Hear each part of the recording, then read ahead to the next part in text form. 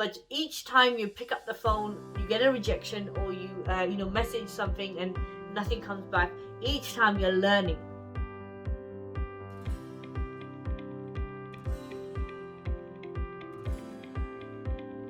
Hi entrepreneurs, welcome to my channel. This is Gisela Lyshetti and you're here at Entrepreneurship. So I welcome you. I thank you that you're here, and again I want to just say thank you for the support. The last 5 months have been incredible, and I hear you guys see it, even if some of you guys don't comment.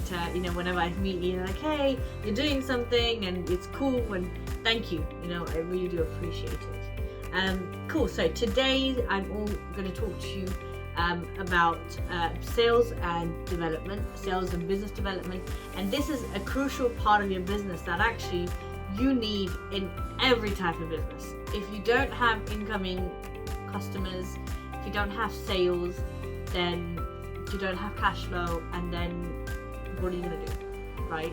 So I want to talk to you about sales and how I started off. And initially I had someone who was doing the sales for me, so they were doing the whole calling, everything that's to do with it, which I'll mention a bit later, and they were basically the ones who were dedicated for sales, so that I could be the customer service, because I wasn't confident that I had that skill. Was I in sales before? Sort of. I mean, I grew up, every one of us does sales really, if you're in a retail, growing up, everyone. Sales is basically expressing the idea in a way that the other person can perceive it, and you're sparking the interest. And there's two ways. There's a warm lead, there's a cold lead. A warm lead is someone who's already interested in your product and services, and you're basically speaking to them and offering your services and what you can do as a unique person.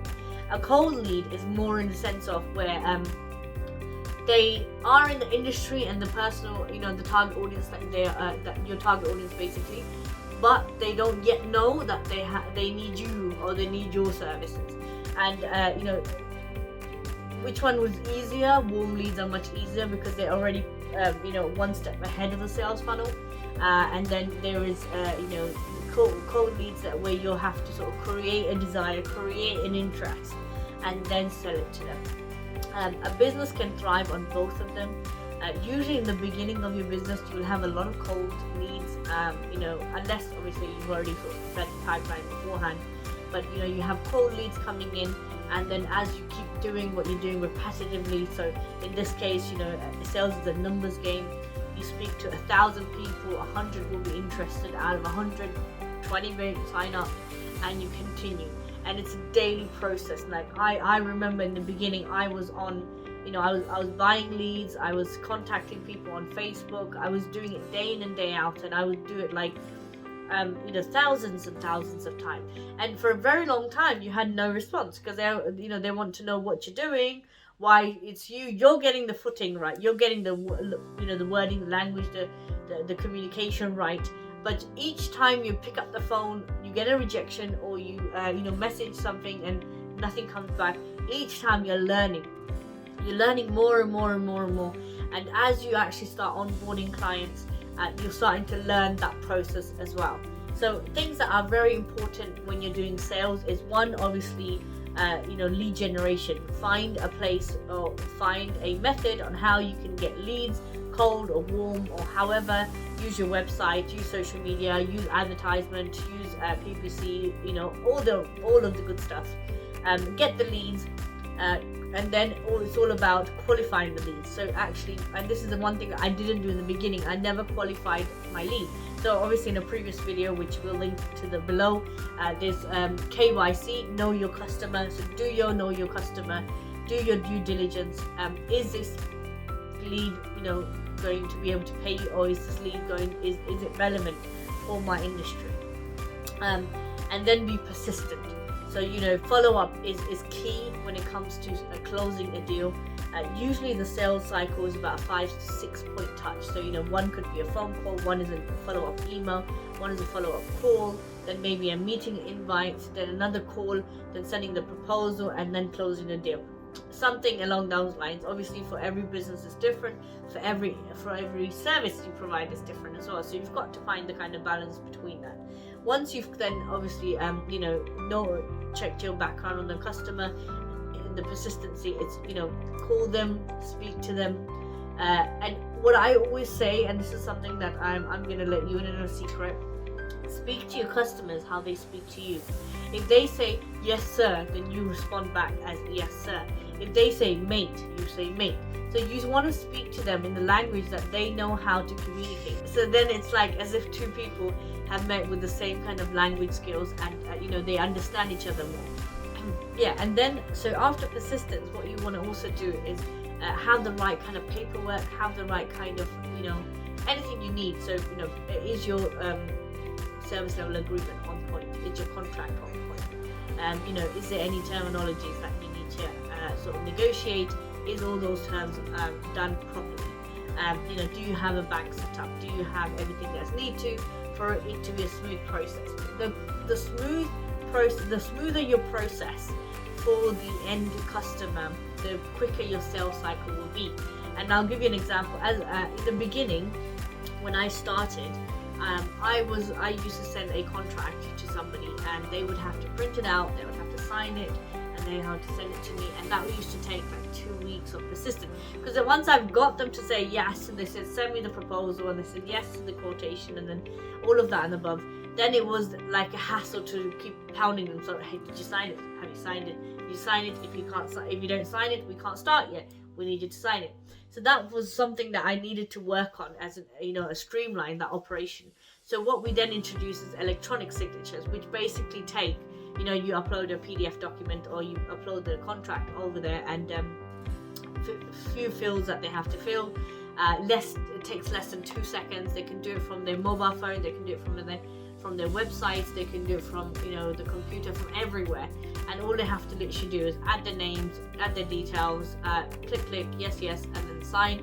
And that is then the legal binding signature for both of us. So that I think would be was a great addition to the sales cycle. And when you're doing sales, you'll pick up on things like this, because then also another thing that I then increase in sales is having the virtual phone number with a reception as well, so that we'll call one for accounts, call one for this, call one for that, and then as the client or as the prospective client is calling into that different departments, we are able to answer it in that department. So if they were called calling accounts, it comes to me, I would say thank you for calling the accounts department.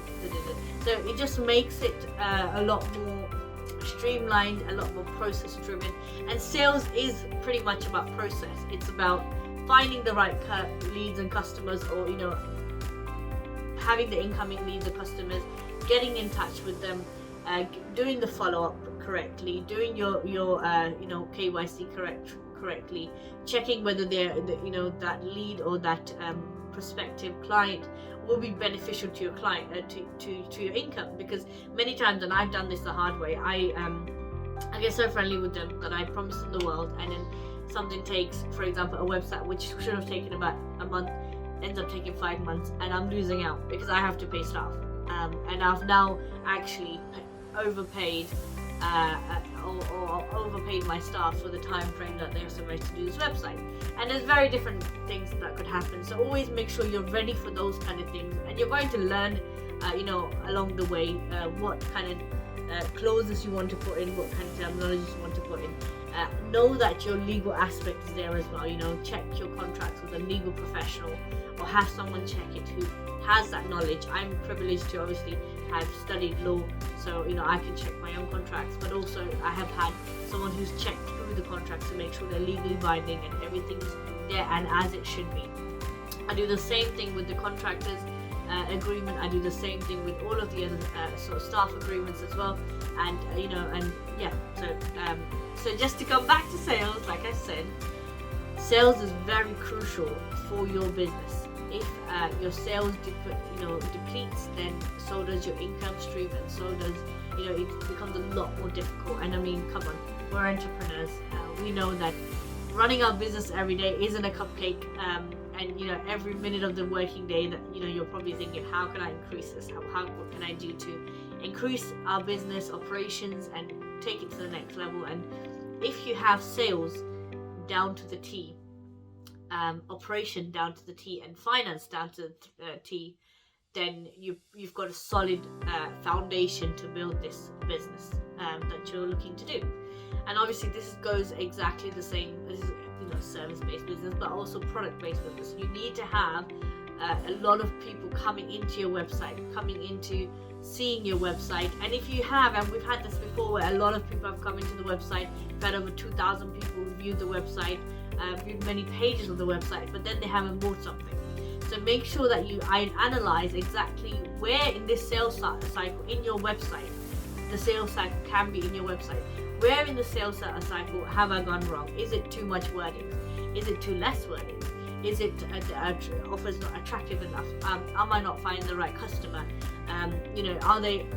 Is the process too long? So there's so much things that you guys can think about. But I hope this has been a little glimpse on sales and how I do sales, what I've learned through sales, and if there's any questions that you have on sales, or you need a little bit more of a practical approach, let me know. I'm happy to do another video where I can actually practically show you this is exactly what I do, this is the tools I use. But thank you so much for coming. Make sure you like, share and subscribe to my channel. This is Entrepreneur's Diary, and obviously watch the space for more collaborators to come. We want to learn from each other and see how we can grow together to make a network. Thank you.